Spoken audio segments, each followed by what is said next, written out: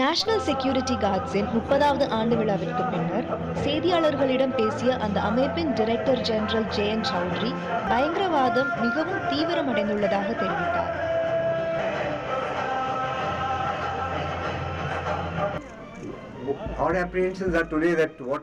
மும்பை நட்சத்திர விடுதியில் நடைபெற்ற தீவிரவாத தாக்குதல்கள் வெறும் ஒரு முன்னோட்டம் மட்டுமே. அது போன்ற எல்லா தீவிரவாத தாக்குதல்களையும் எதிர்கொள்ளும் திறனை நாங்கள் பெற்றுள்ளோம். விழாவில் கலந்து கொண்ட உள்துறை அமைச்சர் ராஜ்நாத் சிங் பயங்கரவாதத்தை எதிர்கொள்வதற்காக நேஷனல் செக்யூரிட்டி கார்ட்ஸ் மற்றும் மற்ற படைகளுக்கு கூடுதல் நிதி ஒதுக்கியுள்ளதாக தெரிவித்தார்.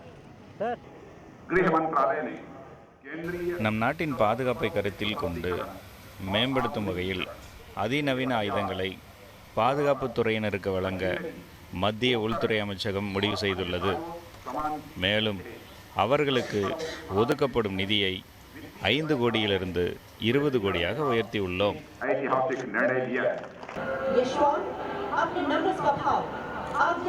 எந்த விதமான தாக்குதலையும் நேஷனல் செக்யூரிட்டி கார்ட்ஸ் எதிர்கொள்ள தயாராக உள்ளதாகவும் ஜெயந்த் சௌத்ரி தெரிவித்துள்ளார்.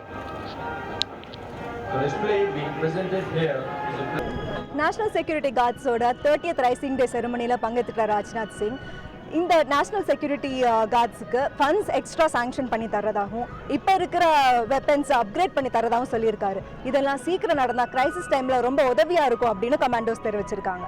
நிஷா, நியூஸ் 7 தமிழ், மேனசர்.